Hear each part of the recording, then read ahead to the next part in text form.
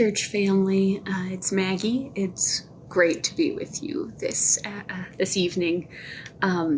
Today's reading was Luke 7 through 9. And there's a lot packed in here about Jesus's parables, lots of demonstrations of Jesus healing people. The first story about the centurion.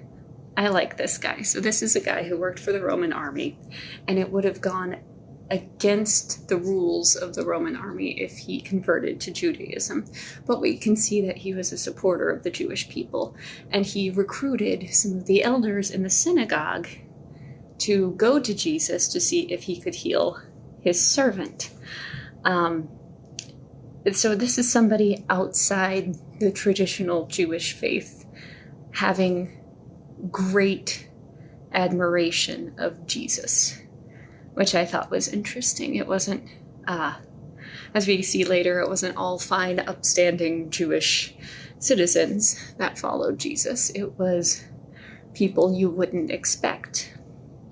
And so I wonder if after Jesus healed the centurion's servant, if the centurion became a full convert to Judaism later. It'd be interesting for some scholars to look into. And the next story of the widow, Jesus had compassion on this widow. It says, at least in my translation, that Jesus had compassion on the widow. This is a woman who lost her husband and then her son.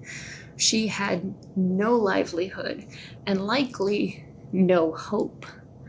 Over and over in all of these healing stories, the Bible refers to Jesus showing compassion.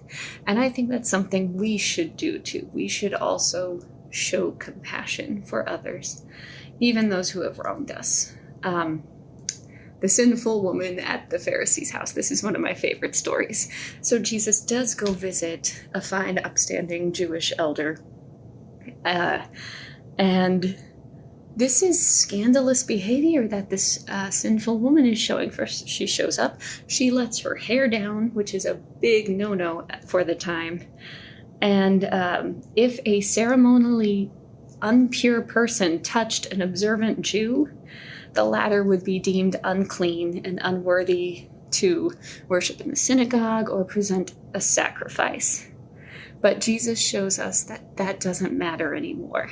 In fact, he one-ups the game by saying that she has shown more love than this fine, upstanding Pharisee Jewish elder. And frankly, it shouldn't matter to us either. It shouldn't matter that we are involved with typically unclean people, because frankly, those are the ones who need Christ the most. I wonder if the woman went and spread the good news afterward. That's just something I noticed. And then we get the parables of the good seed, which shows us we need to be fruit-bearing Christians. It's not enough to receive the word and then wither and die because we don't act on it. We need to do something with our love and with our faith, and we need to show that love to others. And the woman who touched the fringe of Jesus's prayer shawl, similar to the sinful woman in the Pharisee's house, this woman would also be deemed ceremonially unclean because she had been bleeding.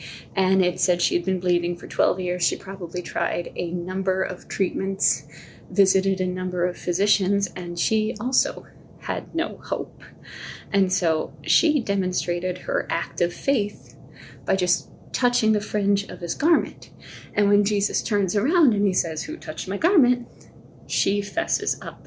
Now, she could have been deemed an outcast for touching an observant Jew while she herself was ceremonially unclean. But Jesus says to her, "Woman, your faith has saved you." So this is another demonstration of an active faith, like the scandalous woman at the Pharisee's house, like the centurion. Those who acted on their faith and trusting Jesus. And I think this is something we should incorporate too. I know it's something I'd like to incorporate in myself, acting. And then after healing the boy that the disciples could not heal, the Bible, my translation says, all were astonished at the majesty of God. I show this in chapter 9, verse 43. All were astonished at the majesty of God. And that is demonstrative that it is all for God's glory, not ours. The disciples didn't want glory when they went out and healed. Frankly, Jesus himself didn't want the glory. He has the glory. He has all of it. But when he was healing people, he kept telling them, now, keep it, keep it hush hush.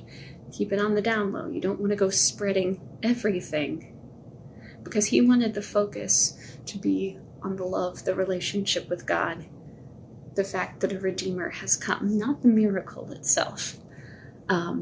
So yeah, good reading in Luke. I hope you guys are well. I'll see you later.